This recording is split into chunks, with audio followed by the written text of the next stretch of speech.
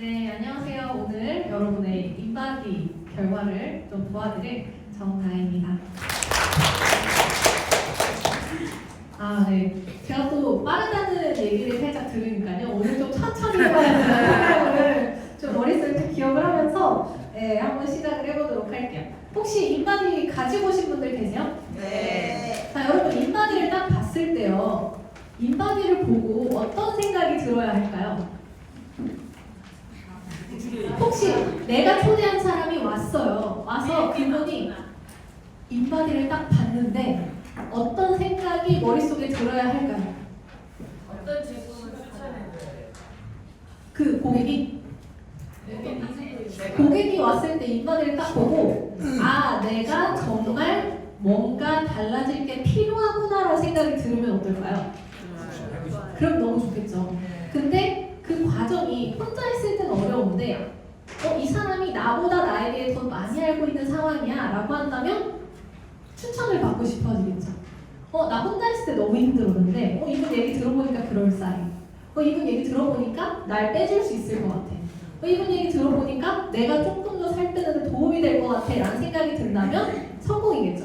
그렇다면 이 분을 너무 쉽게 뭐로 이끌 수 있어요? 툴을 쓴 대회까지 이끌 수가 있습니다. 자, 그러면 거의 반은 성공을 한 거예요. 이미 반을 빼줬다고 생각을 해도 돼요. 자, 여러분 그러려면 내가 인바디를 보고 그분한테 어떻게 하면 내가 당신의 인바디를 보는 것만으로 당신을 도와줄 수 있어요 라고 하는 걸 어필을 할 수 있을까요? 그냥 약간 체중이 높으시네요, 빼야 되겠네요. 체지방이 많네요, 빼야 되겠네요. 골격근이 작네요, 운동 좀 하셔야겠어요. 이러고 끝나면 될까요? 안 돼요. 그건 누구나 다 보는 거잖아요, 그죠? 네. 그렇기 때문에 기본적으로 내가 이 원리를 조금 알게 되면 이야기를 할 때 내 마음이 되게 편해요. 예를 들어서 그런 거예요. 플러스랑 마이너스가 만나면 뭐가 될까요? 제로가 되는 거예요. 맞아요. 중립이 되겠죠. 그거를 기억을 하면 우리가 플러스가 3개이고 마이너스가 2개면 플러스 1이라는 걸 알고, 그죠? 그런 것처럼 되게 기본적인 룰을 이해를 하게 되면 내 몸도 마찬가지가 돼요. 기본적인 룰, 어떤 룰이라면 어떤 그 룰이라고 생각을 하면 되냐면 인바디는요 결국 기계입니다. 인바디는 기계예요. 기계는 뭐가 있을까요? 전류. 넣는 대로 나와요. 그쵸? 기계는 넣으면 나와요. 내가 넣는 대로 나오는데 자, 그걸 어떻게 넣냐? 뭘 넣냐?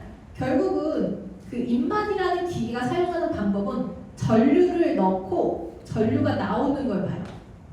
자, 인바디라는 기계를 보면 저희가 손 잡죠? 발도 이렇게 올려놔요. 그죠? 어디에 올려놔요? 쇠에 올려놓죠. 쇠에 올려놓고 나서 뭘 기다려요? 전류의 흐름을 기다려요. 전류가 오른쪽 팔에서 흘러서 왼쪽 다리로 가고 왼쪽 팔에서 흘러서 오른쪽 다리로 가고 다리에서 다리로 흐르고 팔에서 팔로 흐르는 이 전류값을 전체를 가지고 그 저항값을 가지고 체수분, 단백질, 무기질, 지방을 측정하게 되어 있어요. 자, 결국 뭐예요? 전기가 얼마나 빠르게 잘 통하느냐. 자, 쉽게 생각을 하면 이거예요. 수분이 더 전류가 빨리 흐를까요? 지방이 더 빠르게 흐를까요? 수분이 훨씬 빠르게 흐르죠. 네. 그럼 수분은 보통 어디에 많이 있을까요? 근육에 많이 있고 또 하나가 있죠. 어디예요? 혈액. 맞아요. 혈액이 많고 근육에 많아요. 그러면 지방이 많으면 어떨까요? 지방 안에 혹시 혈관이 있다라고 들어보셨어요? 지방 안에 혈관 있을까요? 없어요. 없죠. 근육 안에 혈관 있어요? 있어요. 자, 그럼 뭐가 더 따뜻해요? 근육. 근육이 훨씬 따뜻한 거예요. 그럼 따뜻하기 때문에 더 전류도 잘 흐르고 물이 있기 때문에 더 잘 흐르고 지방은 어때요? 그 사이를 흐르는 혈액도 없고 따뜻한 게 없죠. 냉해요. 차가워요. 그리고 흐름이 잘 흘러가지 않죠. 자, 이 사실을 알게 되면 뭐가 있어요? 지방이 많을수록 전류가 잘 흐르지 않는구나. 지방이 많을수록 차갑구나. 따뜻하면 근육이라고 생각을 하는구나 라는 생각을 알죠. 자, 이거를 기본 베이스로 우리가 가지고 가는 거예요. 자, 내가 열심히 되게 중요한 거예요. 내가 열심히 운동하고 올쉐이크 했는데 아침에 추위에 벌벌벌 떨다가 손발이 너무 시리고 온몸이 너무 추운 상태로 인바디를 쟀어. 어떻게 나올까요? 안 좋게. 체지방이 높게 나오겠죠. 여름날, 이제 곧 여름이죠. 더운 날에요. 내가 이것저것 잘 먹었지만 햇빛 아래에서 땀을 뻘뻘 흘리고 몸무게 뜨끈뜨끈한데 인바디를 쟀어. 어떻게 나올까요? 잘 나와요. 잘 나와요. 자, 어떤 느낌이에요? 인바디는 어쨌든 기계이기 때문에 어떤 상황이나 환경에 따라서 조금씩은 달라질 수 있다. 근데 그것도 나는 그분은 몰라도 그분은 다 똑같다고 생각하겠죠. 그치만 누구는 알 수 있어요? 나는 알 수 있어요. 그쵸? 예를 들어서 이분이 왔는데 손발이 너무 시려. 그럼 어떤 걸 예상해요? 아, 인바디가 잘 안 나올 수 있겠구나. 그럼 뭐라 그래요? 조금만 쉬었다 재실래요? 라고 하고 애초에 처음부터 인바디를 바로 재지 않게 하는 게 좋다는 거죠. 그런 식으로 적당한 내 체형, 평균을 맞춰서 인바디를 재는 게 가장 좋다. 이렇게 생각을 하시면 되고요. 결국 우리가 인바디를 재는 데는 목표가 있어요. 인바디를 왜 잴까요? 그쵸? 인바디를 재는 가장 큰 이유는 비포 인바디는 이 사람한테요. 몸 상태도 체크해주고 상태가 어떤지도 보고 어떤 제품이 필요한지도 보고 그리고 뭐가 필요하냐면 내가 당신의 인바디를 이 정도로 해석할 수 있어요. 그렇기 때문에 당신이 매주 이곳에 온다면 내가 그 인바디를 기준으로 당신의 식단과 모든 걸 관리해 줄 수 있어요 라는 어필이 필요한 거예요. 만약에 내가 제대로 이분의 인바디를 해석하지 못하면 이분이 다음 주에 올까요? 아유 굳이 올 필요 있나? 뭐 도움도 안 되는데 뭐 괜찮아요. 저 한 3주 뒤에 갈게. 한 뭐 끝날 때 마지막 주에 갈게요 라는 얘기가 나와버리는 거예요. 근데 만약에 첫 주 때 와서 인바디를 쟀는데 감탄을 하고 왔어. 그럼 어떻게 해요? 다음 주 몇 시에 오는데요가 되는 거예요. 그러면 내가 처음에 하는 이분의 비포 인바디가 뭐를 결정해요? 이분이 매주 오는지 안 오는지가 결정이야. 자, 그러려면 이분한테 얘기를 해야겠죠. 매주 인바디를 왜 해야 하는지. 자, 매주 인바디를 해야 되는 첫 번째 이유 뭐예요? 내가 생각하는 대로 이분의 인바디가 흘러가는지를 내가 알아야겠죠. 그래서 그게 첫 번째예요. 그리고 두 번째는 뭐냐면 이분의 인바디가 내가 원하는 방향대로 흘러가지 않는다면 식단의 변경이 필요해요 라는 거를 어필을 해줘야겠어요. 그래서 예를 들어 이분한테요. 일주일에 한 번씩 인바디를 해야 되는 가장 큰 이유는요. 만약에 당신의 몸이 우리가 예상한 대로 흘러간다면 굳이 식단의 변경이 필요하진 않겠지만 또 정체기가 올 수도 있고 갑자기 골격근이 떨어질 수도 있고 지방이 안 내려갈 수도 있지만 그거를 변경하기 가장 좋은 시기가 일주일 단위예요 라고 했을 때 그분이 납득을 할 수 있도록 내가 설명을 해준다면 되겠죠. 예를 들어 일주일 단위로 당신의 만약에 뭐 내장 지방이 안 빠졌다면 우리는 뭐 비타민 미네랄을 늘려야 되고 예를 들어서 열심히 올쉐이크를 했는데도 전혀 아무것도 움직이지 않는다면 그러면 우리도 식단을 바꿔야 하는 상황이 생길 수 있어요 라고 얘기를 한다면 그분도 아 내가 일주일에 한 번씩 내 상태를 계속 체크를 해야 되는구나 라는 거를 납득할 수 있겠죠. 이제 그런 상황을 위해서 우리는 첫 번째 인바디 때 그게 나와야 되는 거예요. 나 그럼 첫 번째 인바디를 재는 시기가 언제일까요? 이번 대회 때 언제예요?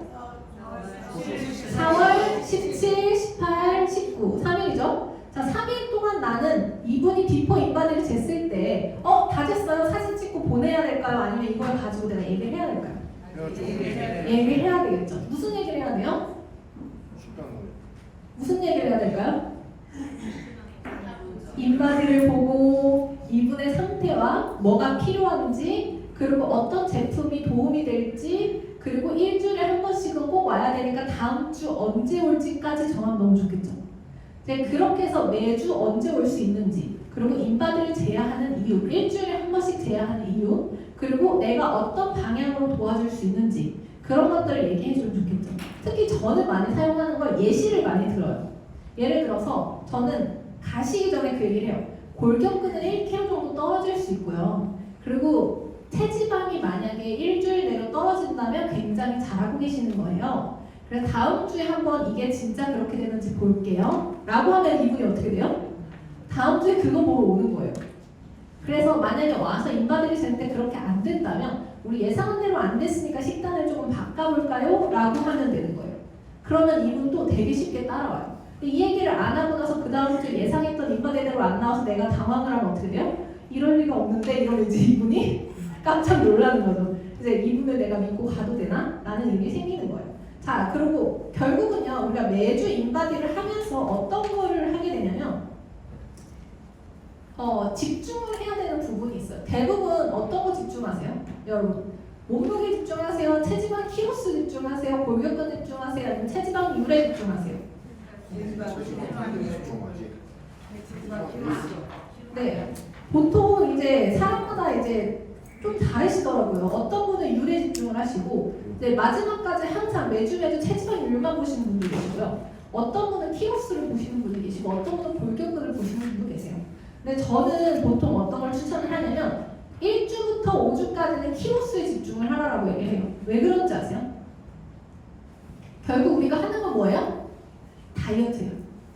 근데 체지방률은요, 물 많이 마시면 올라갈 수도 있고요. 그다음 체지방률은 그 골격근 늘어나서 올라가고요. 그다음 내려갈 수 있고요. 그러니까 이게 체지방률은요, 업다운이 되게 심해요. 그래서 내가 안정적으로 뭔가 얘기하기가 어려워요. 체지방 키로수는 뭐예요? 지방의 키로수잖아요. 체지방의 키로수가 줄어간다는 건 뭐냐면 내 몸에 있는 지방이 내려가고 있다는 증명이죠. 얘는요, 순서대로 내려가고 내가 다이어트를 잘하는지 확인할 수 있는 가장 큰 지표예요. 골격근은 올라갈 때도 있고 내려갈 때도 있는데 골격근은 조절이 가능해요. 근데 체지방은요, 내가 제대로 하면 계속 내려가요. 그래서 내가 제대로 하고 있는지 체크할 수 있는 첫 번째는 뭐예요? 체지방 키로수에 얼마나 떨어지고 있는지. 그거를 기본적으로 보셨을 때 이 사람이 다이어트를 잘하고 있구나 안 하고 있구나를 볼 수 있어요. 지방은요, 근육보다 되게 사이즈가 커요.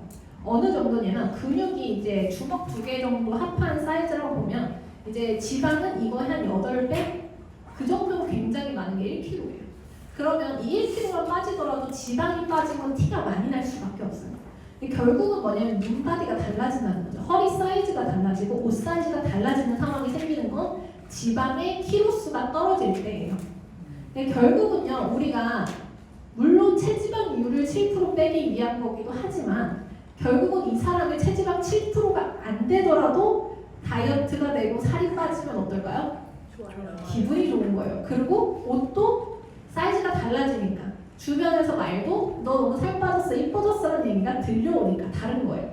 그래서 크게 7%가 되지 않는다 하더라도 만족을 하세요. 우리 뭐에 집중하는 게 좋아요? 키로수에 우선은 집중을 하는 게 좋죠. 그러고 나서 마지막 1주는 제가 아까 얘기를 했죠. 골격근은 조절할 수 있다. 마지막 1주는요, 체지방 %, 체지방률을 조절하는 일주일이에요.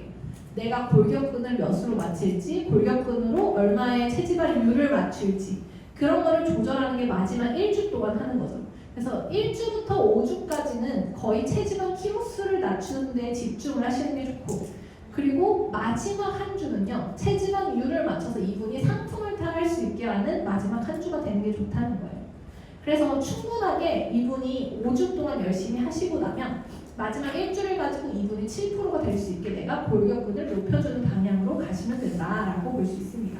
자, 인바디를 측정을 할 때는 보통 이런 것들을 무조건 생각을 하셔야 됩니다. 인바디는 같은 기계로 재주세요. 기계가 달라지면 결과가 달라지는 경우 굉장히 많습니다. 두 번째는요, 시간대가 같을수록 좋아요. 예를 들어서 아침에 됐을 때랑 저녁에 됐을 때가 다를 수 있습니다. 왜 그래요?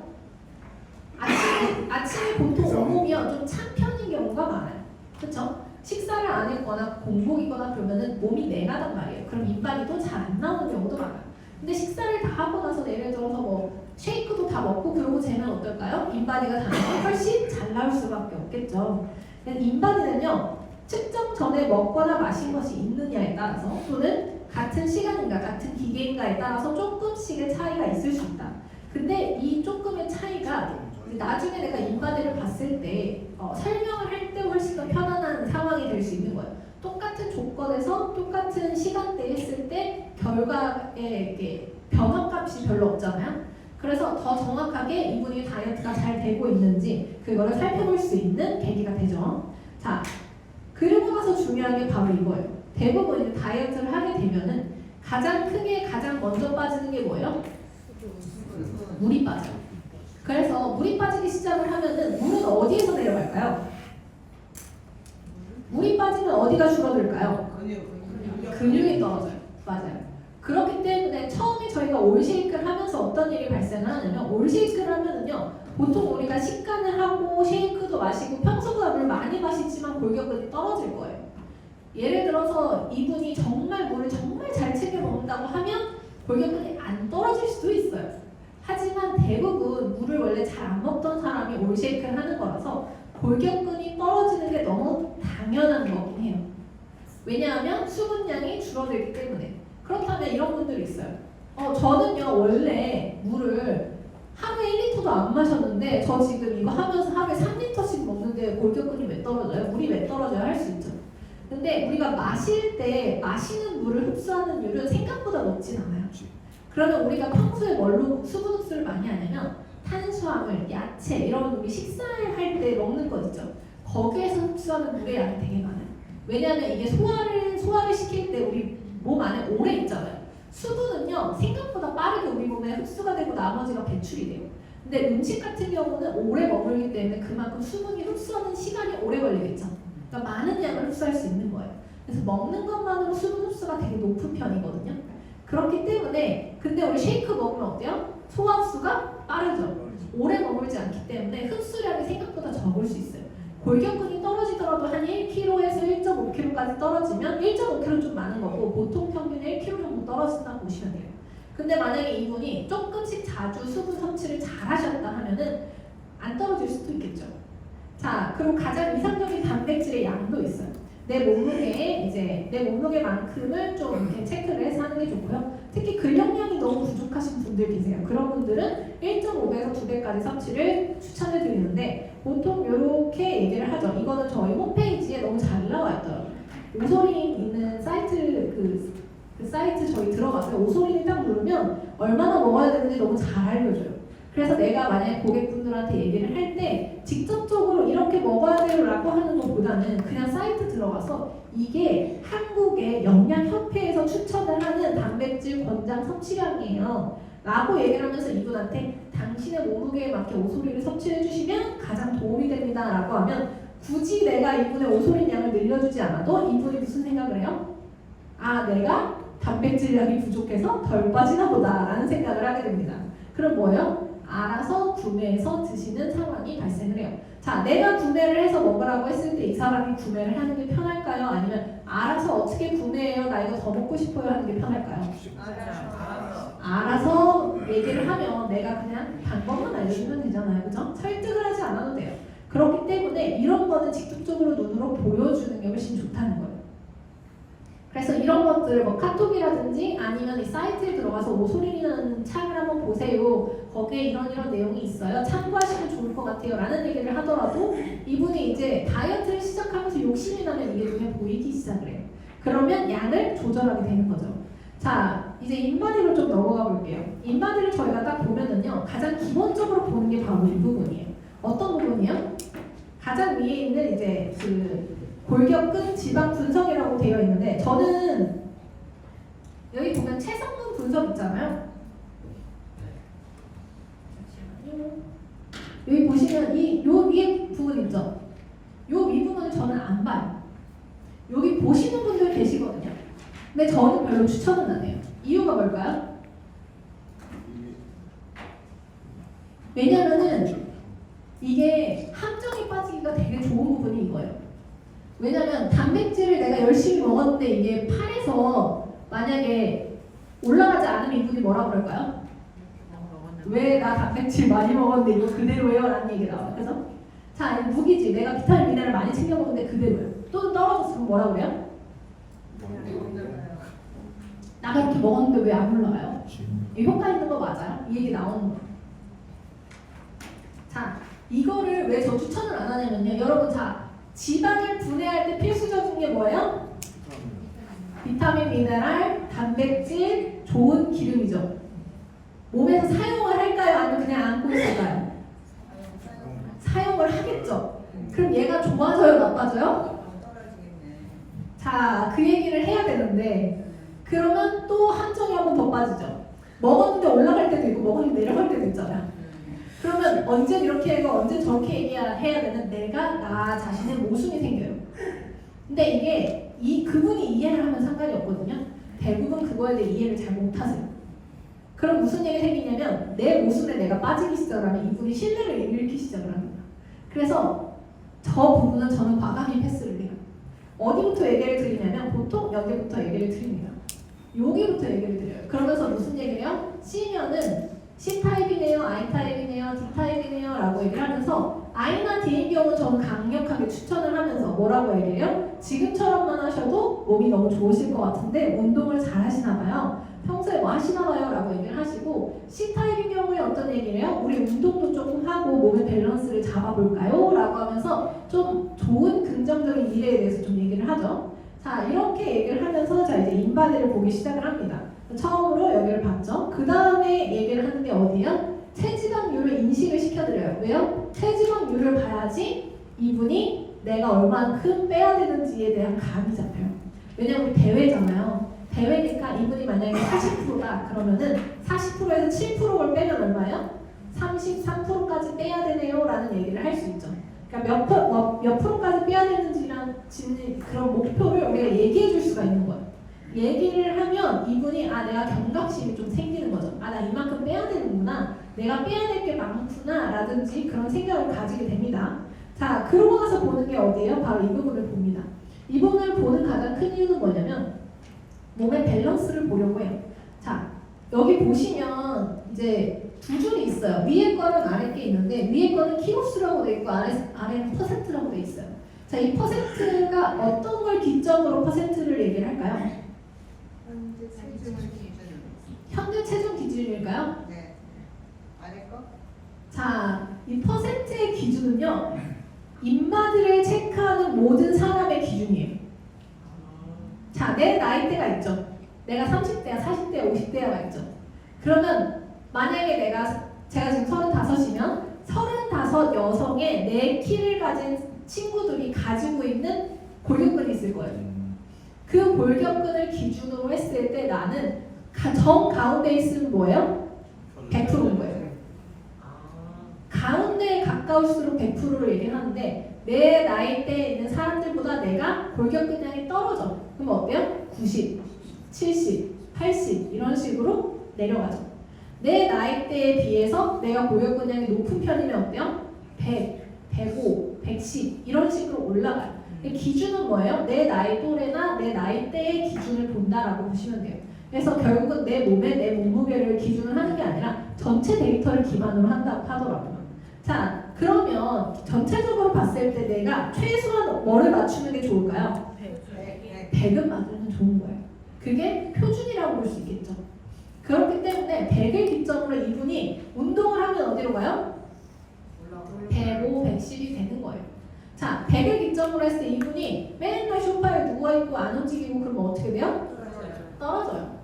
왜냐면 근력량 사용을 안 하니까. 그래서 쉽게 얘기하면 내가 내 근육을 얼마나 잘 활용하고 있는가를 볼 수 있다라고 볼 수 있습니다. 자, 그럼 기본적으로 100을 기준으로 할 수 있어요. 근데 예를 들어 이런 분들 계시겠죠. 오른쪽 팔과 왼쪽 팔의 기준이 98%와 100%야.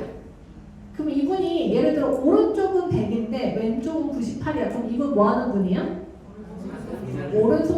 오른손으로 작업을 한다거나 오른손잡이이거나 무거운 건 오른쪽으로만 든다거나. 근데 예를 들어서 오른팔도 이 정도가 높은데 오른다리도 이 정도가 높은 뭐예요?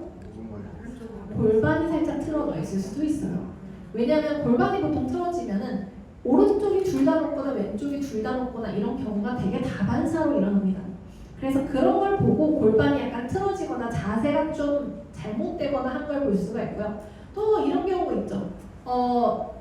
골반이 틀어지진 않았지만 오른쪽만 높은 사람이 있어요. 근데 이제 왼쪽만 높은 분들은 계시죠? 근데 보통은 제일 물어보기 좋은 게 혹시 운동하세요? 하면 답이 나와요.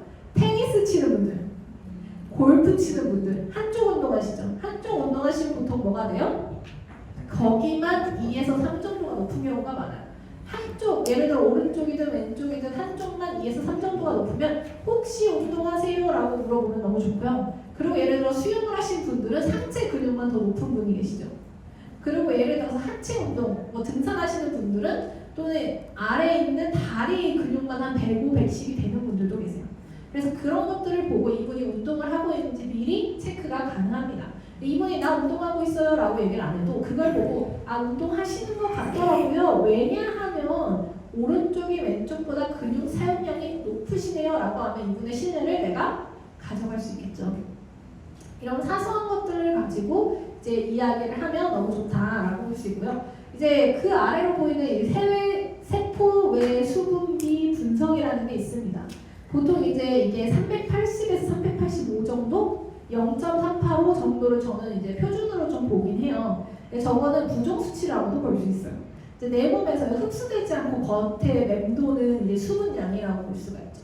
근데 저게 부종 수치이기 때문에 저게 높으면 부종이라고 해서 옆에 점수가 안 뜰 수 있지만 저게 높으면 어떤 결과를 가져오냐면 저게 높을수록 내가 인바디 체크를 했을 때 골격근이 높게 나와요.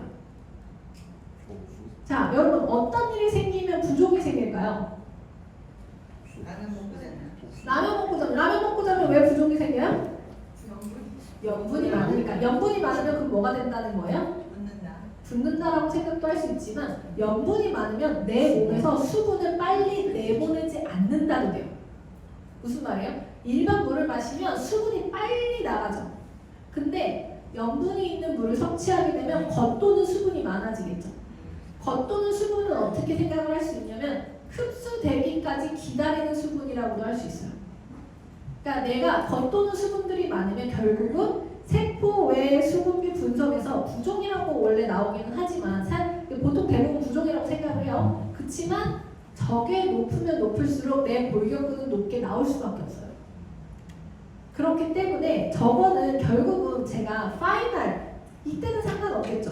다이어트하는 1주부터 5주까지는 저게 높지 않아도 상관이 없겠죠. 근데 마지막 주만큼은 이게 높아야 될까요? 낮아야 될까요? 높아야 돼. 그럼 뭐 필요해요? 수분량이 충분하게 올라갈 수 있는 방향이 필요한 거예요. 근데 이런 분들도 계실 거예요. 오일 쉐이크를 하면서도 수분을 충분히 섭취를 하는 분들은 골격근이 떨어질까요? 안 떨어질까요? 안 떨어지는 거예요. 근데 이런 일들을 우리가 예상을 하고 볼 수가 있겠죠. 자, 이분이 평소에 수분을 얼마나 자주 섭취하고 많이 섭취하고 잘 챙겨 먹는지 뭘로 봐요? 세포 외 수분비 분석을 보면 이분이 잘 안 챙겨 먹으면 후두둑 떨어질 거고요. 평소에 조금씩이라도 자주 챙겨 먹는다고 하면 빠르게 올라가겠죠. 그리고 어느 정도 레벨을 갖추고 그 이하로 안 떨어진다면 아, 이분은 오일쉐이크를 좀 더 해도 되겠구나 라는 이야기를 할 수 있을 거예요. 자, 그리고 볼 수 있는 게 바로 이 복부 지방량이라고 볼 수 있어요. 자, 내장 지방은 어디에 있어요? 내장 지방이 어디에 제일 많을까요? 복부에 제일 많죠. 그럼 내장 지방이랑 뭐랑 같이 보면 좋을까요? 복부 지방량이라고 하는 지금 여기 방금 얘기 드렸던 자, 요 아래에 있는 이 친구하고요. 요 친구를 같이 보면 좋아요. 왜냐? 이거는 단면적이에요. 사이즈. 얼마나 많은 양이 있는가, 그죠? 아래는 뭐예요? 복부 지방, 그러니까 내 배에 있는 지방이 어느 정도 되는가. 자, 여자분들은 좀 다르죠. 여자분들은 지방이 또 어디에 있어요? 허벅지, 팔. 자, 내장 지방이 얘기했잖아요. 자, 어디에요? 가슴에 있죠. 그래서 실제로요, 가슴 사이즈에 따라서 지방률이 높게 나오기도 합니다. 그것도 고려를 좀 하셔야 돼요. 만약에 이분이 가슴 좀 작은 편이야, 그럼 지방률이 좀 적게 나오는 경우가 많고요. 가슴 좀 있는 편이야, 그럼 지방률이 남들보다 훨씬 높게 나오는 경우도 있어요. 그것까지 생각을 하셔야 된다는 거예요. 그렇기 때문에 그거를 그러니까 보여줄 수 있는 게 뭐냐면 이 복부 지방률이에요. 그러니까 내장 지방 단면적은요, 전체 어느 정도 면적이냐를 볼 수 있는데 그 중에 복부 지방률이 얼마나 되는지는 배에 있는 지방이 그 중에 얼마가 되느냐를 볼 수 있죠. 결국은 둘 다 떨어져야 되는 건데 여성은 보통 복부 지방률 몇 정도 했을 때가 가장 힘들까요? 0.85 정도 됐을 때가 이쁘다라고 합니다. 최소 0.85 정도 됐을 때가 복부 지방률이 좀 적은 상태. 남자는 그럼 몇 정도 될까요? 0.8 정도 돼요. 네, 0.8 정도 된다고 보시면 돼요. 그래서 이제 복부 지방률을 그렇게 봤을 때 0.85 정도 되면요, 이분이 옷을 입었을 때 태가 나고 배가 이렇게 불룩 나오지 않고 어느 정도 잡혀 있는 상태다라고 볼 수가 있습니다. 그러면 대부분 이제 그거를 보고 아, 이분이 0.85에 가까우면 무슨 얘기를 하면 돼요? 생각보다 복부 지방이 많지 않으시네요 라고 얘기를 해도 좋고요. 그리고 단면적을 봤을 때도 이게 지금 요거 보면 87점 있잖아요. 이게 한 50 정도 되면 굉장히 날씬한 편이에요. 웬만해서 올라가지도 내려가지도 않을 정도로 단면적이 적은 거라고 볼 수 있거든요. 마찬가지로 아까 여기에서요 100에 가까운 뭐라고 그랬어요? 평균이 수준이라고 했죠. 이거는요, 여기 보시면 이게 있어요. 여기 있는 분들은 다 사업하시는 분들이니까 여기 보면 이 그림 있죠. 그림이 뭘 뜻하는 걸까요? 나이에 비례한 분포도예요. 분포도예요. 이 나이 때 사람은 대다수 여기에 있는 거예요. 자, 20대인 사람이 지방량은 100이 아래인 경우가 많죠. 내장 지방 단면적은 20대에 지방이 100이 안 되는 경우가 다수인 거예요. 자, 40대인 경우에 지방량이 요 분포에 되는 거예요. 60대면 어디예요? 요 분포죠. 자, 그렇게 나이대에 비례해서 그 지방의 단면적이 얼마나 많느냐가 나오는 거거든요. 그러면 예를 들어서 내가 40대라고 하면 누군가는 100을 넘어선 사람이 이만큼 되고요. 100이 안 되는 사람이 이렇게 많다는 거예요. 몸매 관리를 어떻게 한다는 거예요? 잘하는 사람들이 이렇게 많다는 거예요. 나이가 들어가면서 몸매 관리가 힘들어지죠? 올라가는 분들이 많은데 내가 이 아래에 있다면 뭐예요? 나는 여기에 있는 사람하고 똑같이 몸매 관리를 하고 있다는 거예요. 이 앞에 있는 사람들처럼. 그래서 이 아래로 내리는 것만으로도 굉장히 좋다라고 볼 수가 있죠. 자, 이거를 내가 알고 있으면 이야기하기가 너무 좋죠. 몸매 관리 되게 열심히 잘하고 계시네요. 여기 아래 한 50 정도에 맞춰두면 나중에 나이가 먹어서 60이 넘더라도 50에 맞춰놓으면 어때요? 관리를 최고로 잘한 사람이 꼽히는 거예요. 이제 그렇게 생각을 하시면 좋은 거고요. 그렇기 때문에 내가 이걸 보고 단면적이 몇 정도에 추천을 하면 좋을까를 볼 수 있겠죠. 자, 중앙을 따라가면요. 20대부터 중앙 따라가면 이렇게 따라가겠죠. 그러면 예를 들어 60 넘어서 70 가까웠을 때 이 정도 위치에 있기만 하더라도 평균은 간다라고 볼 수 있죠. 이거 전체 분포도기 때문에. 네, 그런 거를 알아두면 좋을 것 같습니다. 자, 그러고 나서 저희가 어쨌든 체지방률을 처음에 보고 그 다음에 이제 체지방률을 가지고 이분한테 목표를 설정을 해주잖아요. 그리고 나서 가장 많이 보는 것 중에 하나가 바로 이 두 가지 아까 얘기했던 복부지방률하고 내장지방 단면적을 보고 이분한테 어떤 얘기를 해줄 수 있어요? 비타민 미네랄의 중요성에 대해서 얘기를 할 수가 있습니다. 여러분 비타민 미네랄 부족하면 빠질까요? 안 빠져요. 저는 내장지방이나 복부지방률은 비타민 미네랄을 무조건 챙겨야 된다라고 얘기를 합니다. 예를 들어서 부위별 근육 분석에서 이 근력량이 되게 적은 분들 계세요. 적으면 보통 뭘 추천해요? 오솔이나 무를 좀 추천을 하겠죠. 그래서 또는 운동을 하는 거, 그 근력 운동에 대해서 좀 얘기를 할 수 있겠죠. 이런 식으로 저희가 인바디를 보면서 이분한테 얘기를 해요. 자, 1주차 예상되는 인바디는 저는 평균적으로 대부분 한 70-80%는 이렇게 되는 경우가 있습니다. 골격근은요 1kg 정도 떨어진다라는 걸 미리 얘기를 해요. 그리고 수분량도 조금 감소되거나 유지될 수 있어요. 그리고 체지방량은 감소되어야 하고요. 체지방률은 올라가야 합니다. 이거를 언제 얘기해요? 비포 인바디 때 얘기를 해요. 비포, 아직 이분 올쉐이크 시작 안 했잖아요. 시작 안 했을 때 이 얘기를 해줘요. 해주는 이유는 뭐예요? 이분이 두 번째 인바디를 쟀을 때 저 체지방률이 안 떨어지고 올라갔어요 하고 충격받지 않도록 미리 얘기를 해놓으면 어때요? 이분이 나는 정상적으로 잘 가고 있구나 라는 안정감이 생기겠죠. 그렇기 때문에 미리 이야기를 해주는 게 좋고 만약에 정말 관리를 잘하고요. 정말 열심히 해서 이런 경우도 있어요. 골격근도 안 떨어지고요. 체지방도 감소하고 체지방률도 감소하는 경우가 있습니다. 자, 이런 경우는 어떤 경우냐면 골격근이 유지가 됐기 때문에 체지방 퍼센트가 감소한 거예요. 골격근이 떨어지면 체지방률은 무조건 오릅니다. 자, 근데 여기에서 가장 중요한 거는요. 얘가 중요해요. 저 1주부터 5주까지 뭐 본다고요? 기호수. 얘가 떨어져야지 잘하고 있구나.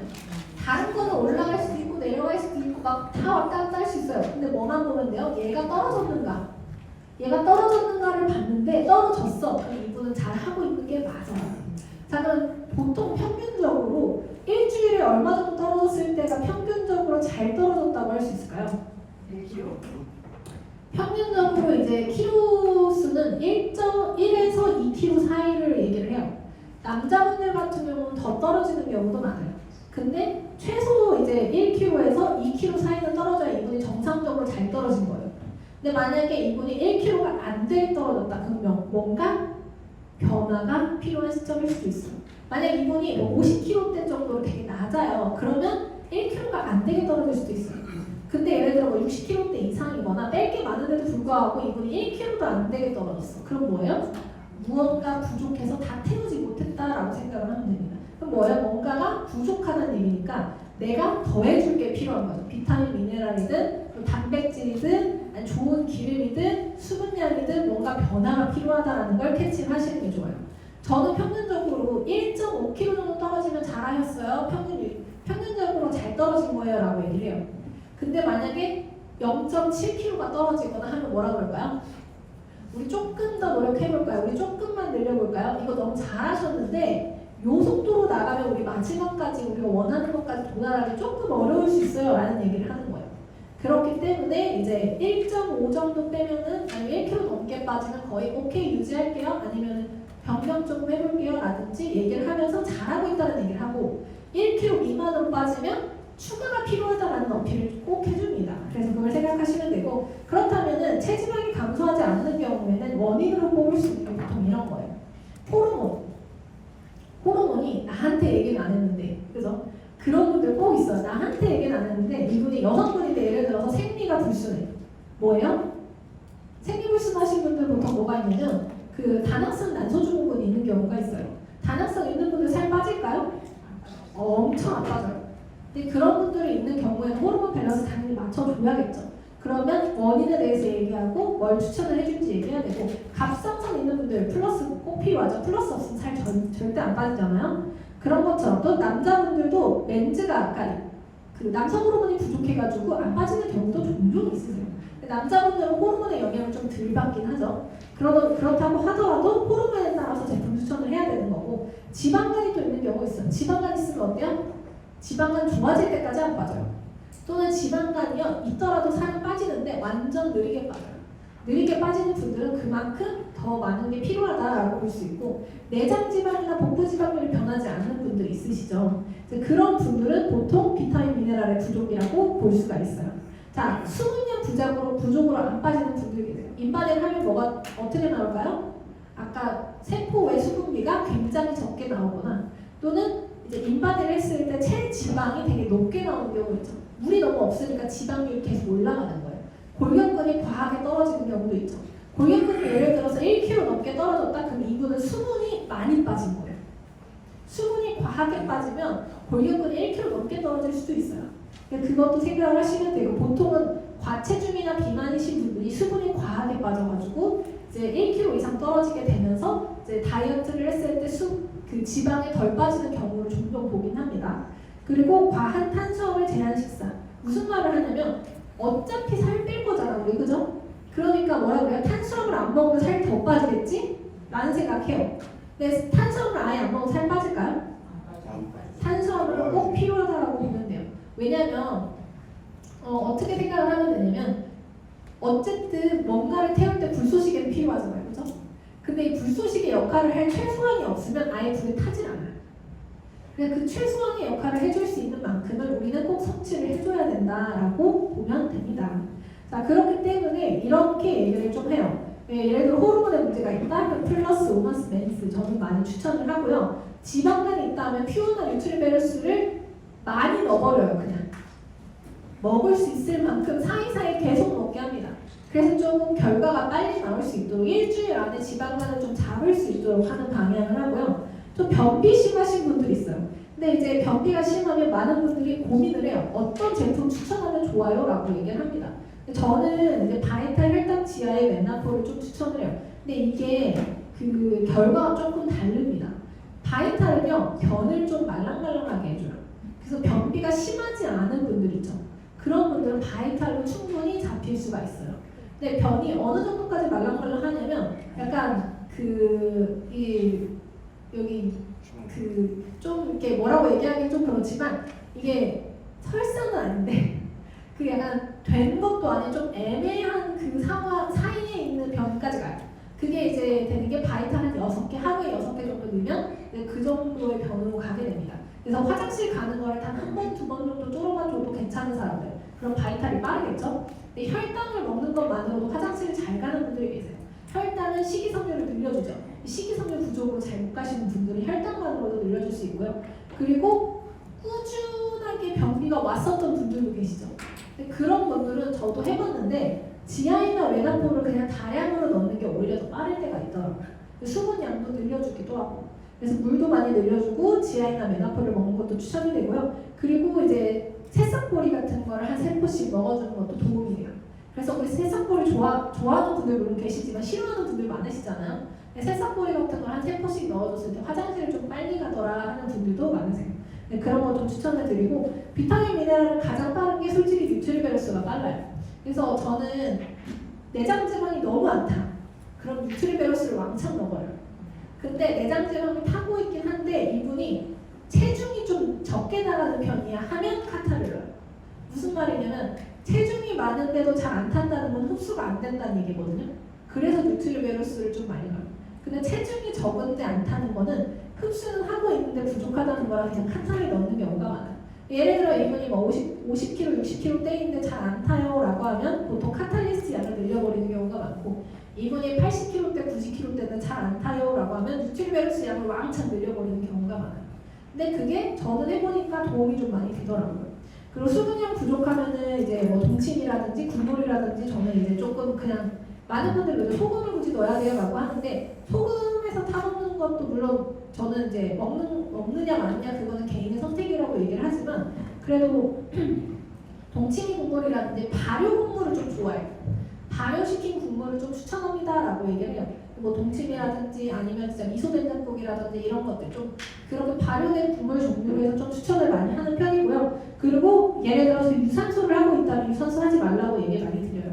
왜냐하면 너무 땀을 많이 빼기 때문에 몸에서 쓸만한 수분이 부족하다라고 얘기를 좀 드리는데 유산소를 하게 되면은요 내 몸은 살이 빠질 수 있는데 수분량이 빠지는 거라서 지방은 잘 안 탈 수가 있어요. 그래서 인바디 상태로는 인바디가 좋게 나오기가 되게 어려운 상태다라고 볼 수가 있고요. 그리고 우리 몸이 타기 위해서는 기본적인 에너지를 만들 탄수화물이 필요하기 때문에 탄수화물이 너무 적게 들어가면 오히려 안 되는 경우가 있어요. 그래서 보통 우리가 이제 플래닛을 넣을 때 플래닛이 얼마큼 넣어요? 반포씩 많이 넣으시잖아요, 그죠? 근데 만약에 이분이요 골격근이 정말 높은 사람인데 반포를 넣으면 이분한테 부족할까요, 많을까요?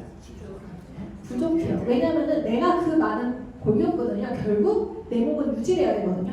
유지할 단백질, 탄수화물이 부족하면 단백질이 탄수화물 대용이 돼요. 그러니까 어떤 느낌이냐면 플래닛이가 너무 부족하면요 내가 먹은 오솔인이 플래닛의 역할을 하기 위해서 병력이 돼야 돼요. 그래서 단백질이 탄수화물화가 된다고 얘기를 해요. 그 정도로 너무 탄수화물이 부족하게 되면 단백질이 단백질처럼 쓰일 수가 없다라고 생각을 하시면 됩니다. 그래서 또 하나는 또 뭐가 있냐면 진짜 인바디가요 몸무게는 주는데 체지방 키로수는 안 빠지는 분들 중에 이런 분들이 있어요.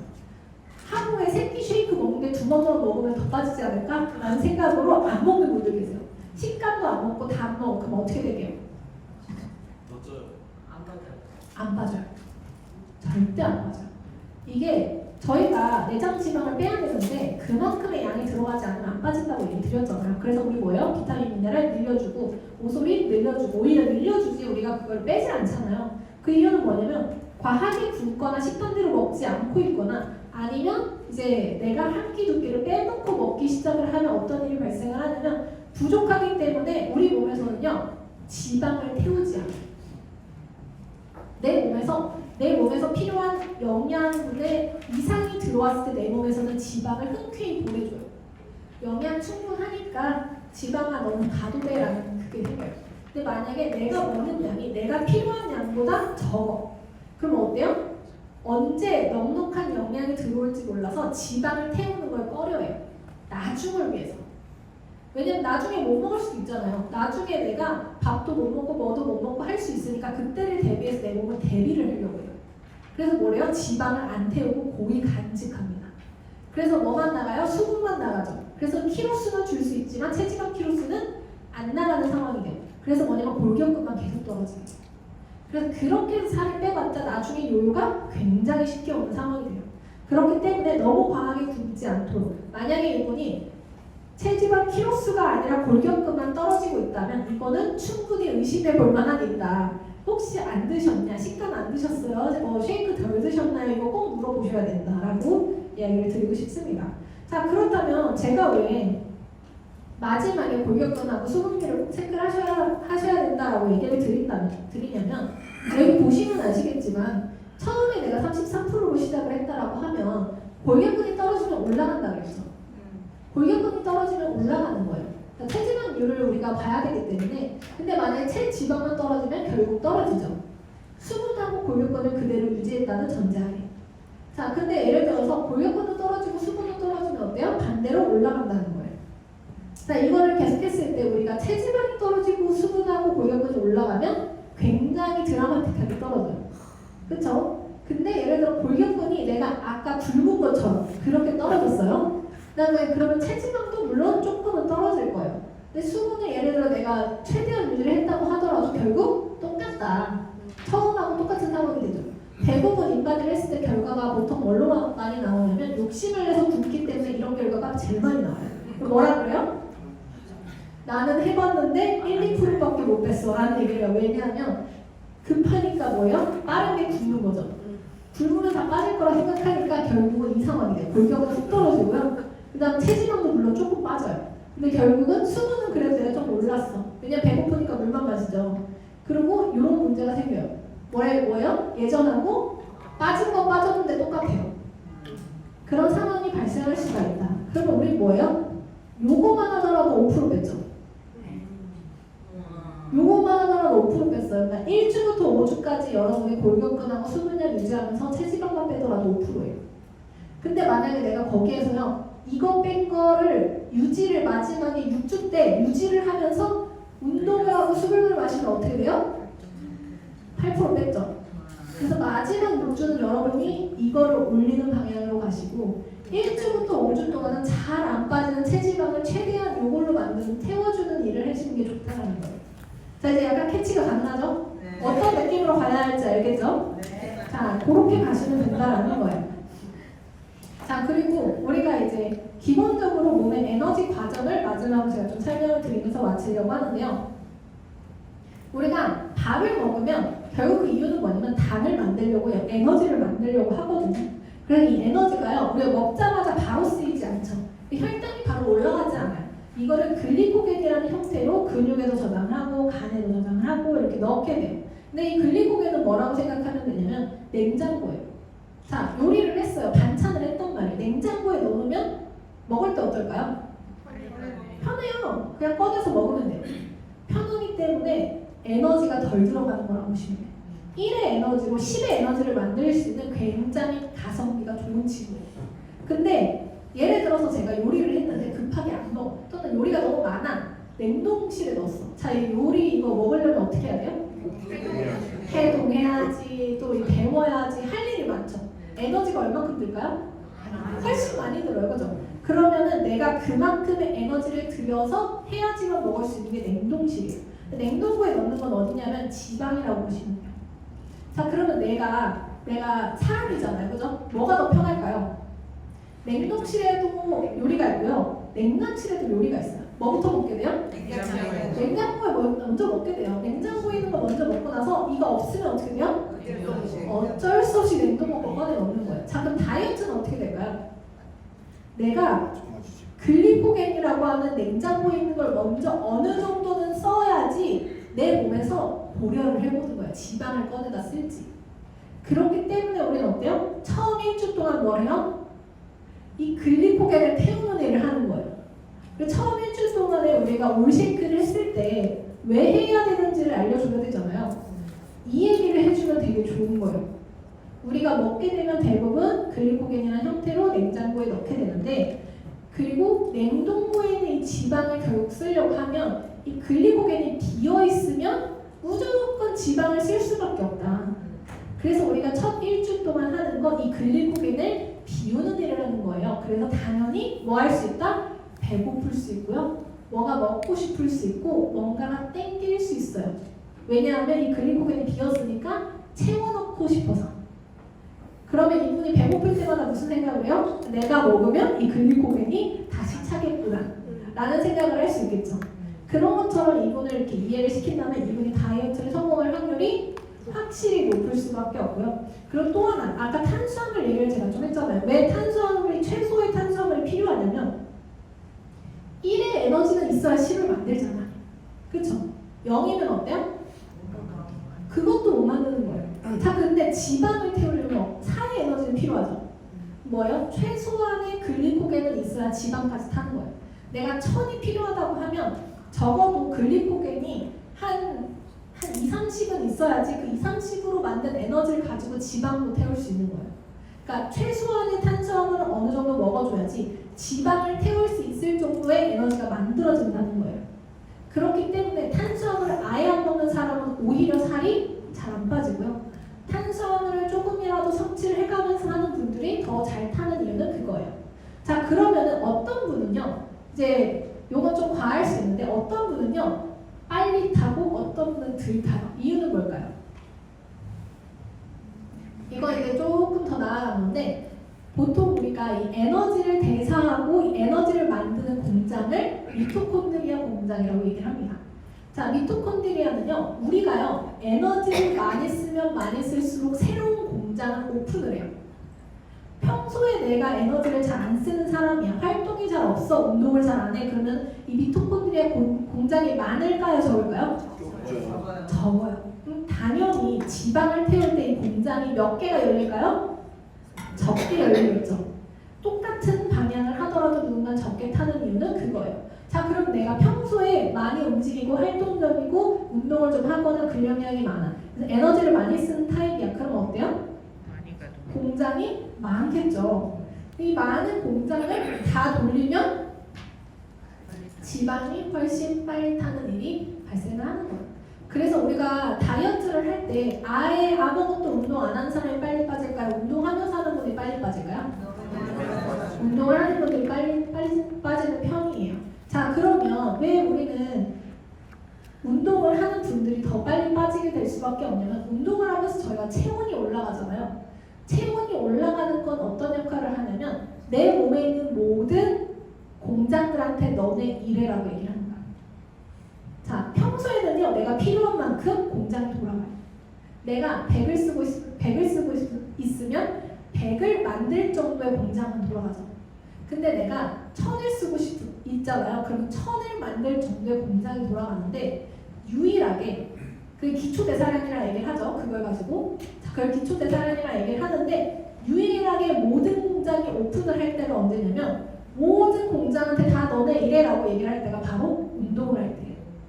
자, 운동을 하는 거의 기준은 딱 하나는, 저는 이제 많은 기준이 있어요. 많은 분들 기준을 두는데 저는 추천을 하는 건 심박수에 대해서 얘기를 해요.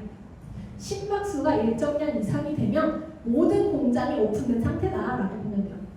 그래서 그 심박수를 얼만큼 올라가느냐에 따라서 나에 맞는 운동의 강도를 체크하시는 게 제일 좋습니다. 그래서 심박수 체크를 하면서 운동을 하시는 게 제일 좋고요. 누군가는 5분만 달려도 130, 140이 돼요. 누군가는 1시간을 달려도 130, 140이 안 될 수 있어요. 그렇기 때문에 우리가 똑같은 기준을 사람한테 줄 수는 없지만 내가 운동이 되는 기준은 그 심박수가 얼마 정도까지 올라가느냐를 볼 수 있는 거예요. 내가 힘들면 얼마큼 올라가요? 130, 140 올라가는 거예요. 누군가한테는 그게 가벼운 운동일 수 있는 거죠. 100밖에 안 올라가는 운동일 수 있는 거예요. 그래서 그 운동을 추천을 할 때는 저는 보통 많이 추천하는 건 심박수를 보고 나에 맞는 운동을 하시는 게 좋다라고 얘기를 해요.